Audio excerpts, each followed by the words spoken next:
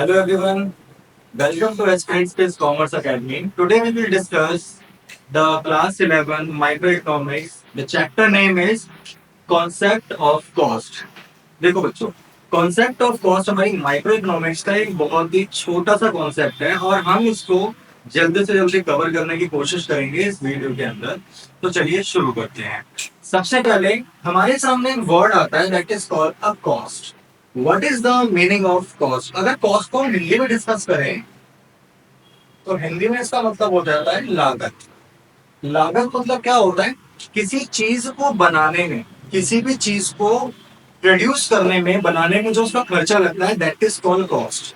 अगर हम सिंपली किसी चीज की बात करें, जैसे हमारे पास स्ट्रीट फूड्स होते हैं काफी सारे जो हम बाहर जाके खाते भी हैं, तो हम क्या देखते हैं कि उनको बनाने का जो पैसा है वो अलग है और उनको सोल्ड आउट करने का पैसा होता है वो अलग होता है। वो सारे करते हैं, जितने बिजनेसमैन हैं, जितने भी स्टार्टअप्स हैं, वो सारे यही काम करते हैं कि किसी प्रोडक्ट को बनाते हैं और फिर उसको मार्केट में सोल्ड करते हैं। बट दोनों के जो नेम है, जो इनकम सोर्स है, वो अलग हो जाते हैं। सबसे पहला, कॉस्ट डिफरेंट सेक्टर है, प्रॉफिट हमारा डिफरेंट सेक्टर है, और इन दोनों से मिलकर बनता है रेवेन्यू। जो भी हम प्रोडक्ट को सेल करते हैं दैट इज कॉल्ड, जब उससे जो इनकम हमारे पास आती है दैट इज कॉल्ड रेवेन्यू, और revenue includes cost and profit. ठीक है। कॉस्ट की जो इन्होंने डेफिनेशन दी है वो है, cost is refers to the expenditure incurred by a producer implicitly और explicit on the factor as well as non factor input of the commodity. मतलब कि हमारी टू टाइप्स ऑफ कॉस्ट है, उसके बारे में भी डिस्कस करेंगे कि कॉस्ट एक हमारा ऐसा खर्चा है जो प्रोड्यूसर किसी प्रोडक्ट को बनाने में खर्च करता है, बेचने पे नहीं, उसको बनाने में। That is called a cost. अब हमारे पास टू टाइप्स ऑफ कॉस्ट आई है। Types of cost, first and second, called implicit and explicit. ये टू टाइप ऑफ कॉस्ट हमारे पास होती है, इम्प्लिसिट कॉस्ट और एक्सप्लिसिट कॉस्ट। अब देखो ये इम्प्लिसिट कॉस्ट कौन सी कॉस्ट होती है?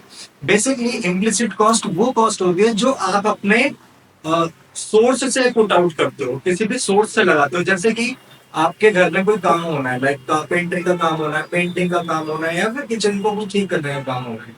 अगर आप बाहर से लेबर बुलाते हो और उसको खर्चा करते हो बाहर के लेबर के ऊपर, that is called explicit cost.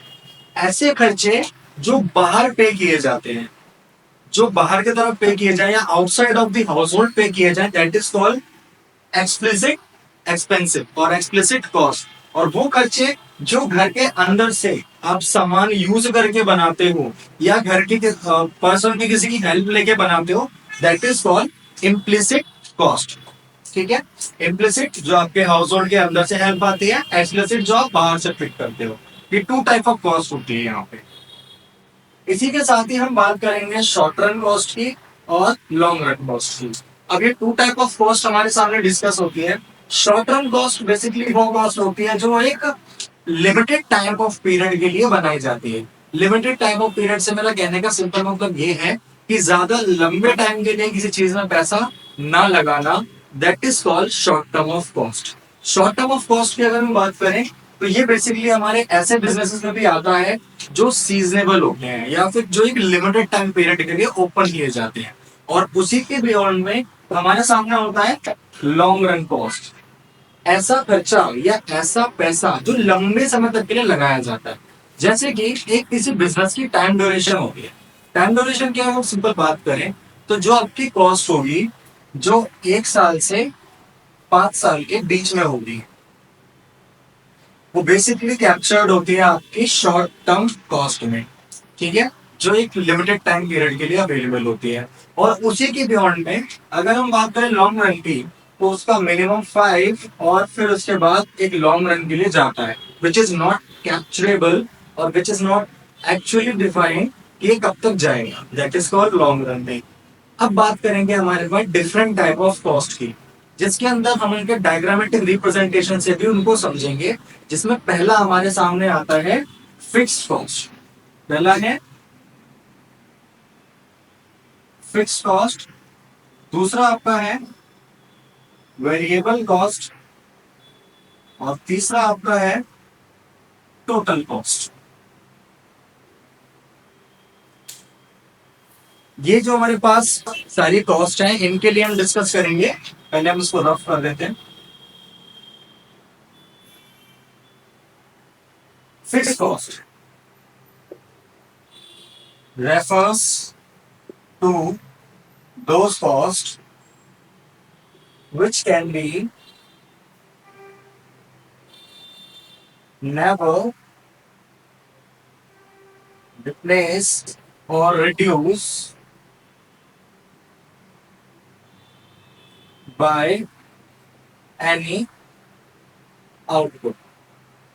मतलब एक ऐसी कॉस्ट जो कि किसी भी आउटपुट के ऊपर डिपेंड नहीं होती है। आउटपुट से मेरा मतलब ये है, हम अपने बिजनेस के अंदर काफी सारी चीजें नोटिस करते हैं कि जिसके अंदर में नजर आता है कि हाँ हमने यहाँ क्या किया है, एक मशीनरी लगाई है, एक लैंड खरीदा है, एक बिल्डिंग खरीदा है। तो ये हमारे लिए बेसिकली कौन सी कॉस्ट हो जाती है, ये हमारी होती है फिक्स कॉस्ट, जिसको आप टाइमली चेंज नहीं कर सकते, ये लॉन्ग टर्म के लिए लिए जाते हैं। ठीक है, जैसे कि आपकी फिक्स कॉस्ट की बात करें तो आपके घर का फर्नीचर, लैंड, बिल्डिंग और इसी के साथ ही कार एंड बाइक्स ऑल्सो, ये शॉर्ट टर्म पीरियड के लिए परचेज नहीं होते हैं, ये फिक्स कॉस्ट होती है आपकी जो आप इसमें पुट आउट करते हो। इसी के साथ ही आपकी होती है variable cost. Variable cost refers to those cost which can be changed by any effect of output, जो आपके आउटपुट से चेंज हो जाती है। फॉर एग्जाम्पल, अगर आपके बिजनेस में प्रॉफिट नहीं हो रहा है, और अगर बिजनेस में प्रॉफिट नहीं होता है तो हम लोग क्या करते हैं कि जो हमारे फालतू चीजें हैं या फिर जो हमारे फालतू खर्चे हैं उनको रिड्यूस करना स्टार्ट कर देते हैं। लाइक जो लेबर हमारे काम की है उसको तो हम रखते हैं, और जो लेबर हमारे काम की नहीं होती है तो उसे हम वहां से रिमूव कर देते हैं। या फिर ऐसी इलेक्ट्रिसिटी जो बेकार में खर्च हो रही है, ऐसा फ्यूल जो बेकार में खर्च हो रहा है, उसको हम कम करना स्टार्ट कर देते हैं ताकि वो हमारे एक्सपेंसेस को ना बढ़ाए। So these are called a variable cost which is change by the effect of output in a firm और बिजनेस। इसी के साथ ही नीचे बात करेंगे आपकी टोटल कॉस्ट की। टोटल कॉस्ट का मतलब होता है refers to those cost the sum of all the cost, the sum of all the cost, जितने भी आपको कॉस्ट दिए जाते हैं उन सबको सम करने के बाद आपके पास आता है आपका टोटल कॉस्ट। इसी के साथ ही अब हम इनके डायग्राम की बात करेंगे। इनके डायग्राम को हम स्टार्ट करेंगे इसी पॉइंट पे।